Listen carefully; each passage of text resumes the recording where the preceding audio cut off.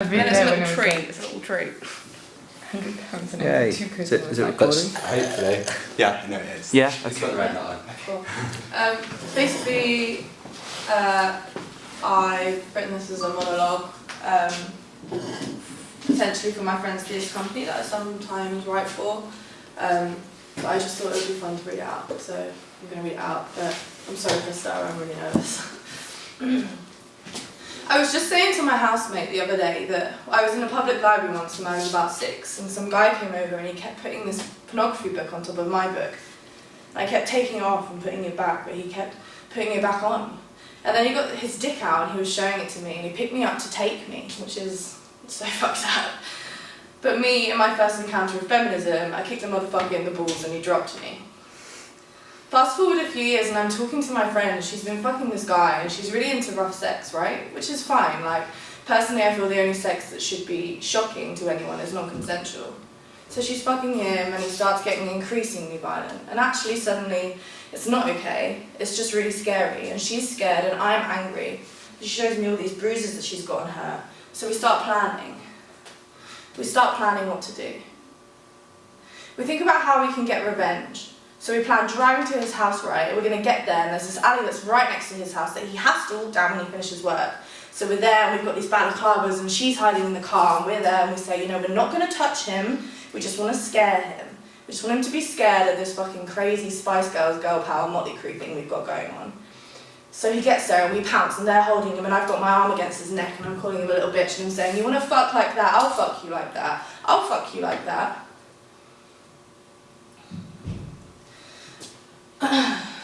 He asks me who I am, so I spit on him and I tell him I live up the road and I'll see you around. And then we dash and we're in the woods and we're on some spring breakers shit, just buzzing, and we get in the car and we leave, and well, I never found out if it worked because she never spoke to him again. So we flash back a few months from where this is happening, and me and my boyfriend of 2 years have just broken up. And it turns out he's been cheating on me, he's been stealing my money from me and my mum to fund his little drug habit, among other vices. And it all comes to light and I'm so angry, and still now I'm thinking about revenge, because he deserves something so awful to happen to him. He needs more than baseball bats and balaclavas and a bad attitude. I think about my years working in bars and all the sexism that I've encountered daily, not only as a female, but as a female with piercings and tattoos. I think about all the white men in suits aged 35 to 50 who ask me if I've got my nipples pierced. They want to know if I've got my clit pierced. They talk to each other about how they think I'm a dirty fuck, and they bet I've got a tattoo of a love heart on my pussy. And they talk about how filthy I am, where I can hear them. They ask to pull my piercings, and they reach over the bar to touch my tattoos, and they tell me how much better I would look if I was just a little bit more girly, you know? Maybe if I just grew my hair, or I took out my piercings, or if I could just smile a little bit more. Maybe if I didn't swear so much. So here I am smiling on minimum wage, and this motherfucker is on my last nerve. So I walk over to my iPod to change the music. I think, fuck you, James Blunt, I want to listen to some NWA, so NWA goes on. And then this fucking guy says, he says to me, why are you listening to hip hop? That's not music for a nice young girl. That's not music for a young girl to listen to.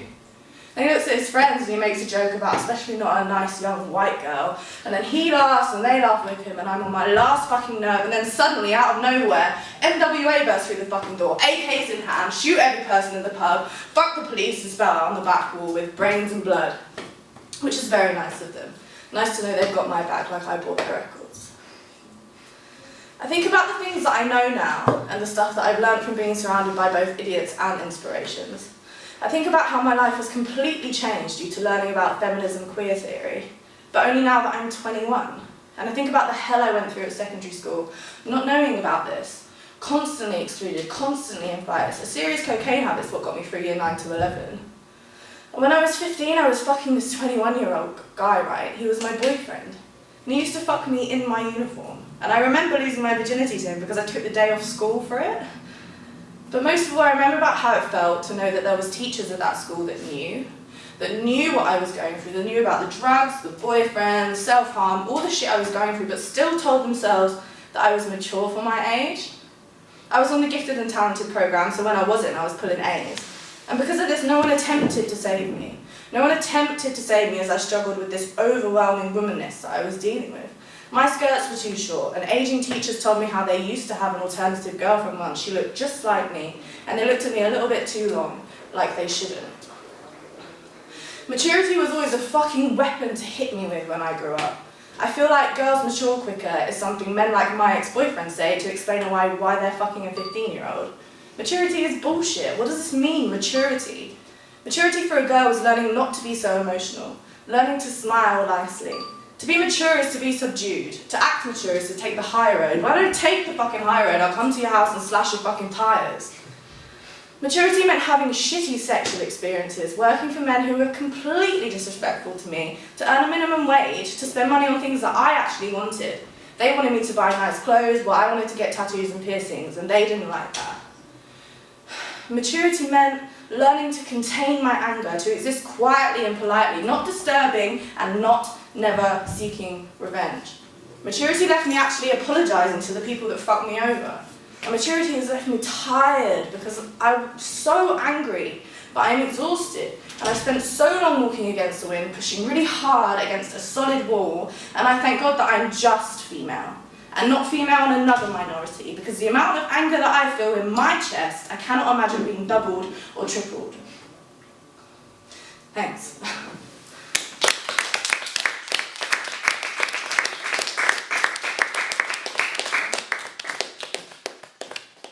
Thank you. Cheers. That was really exhausting.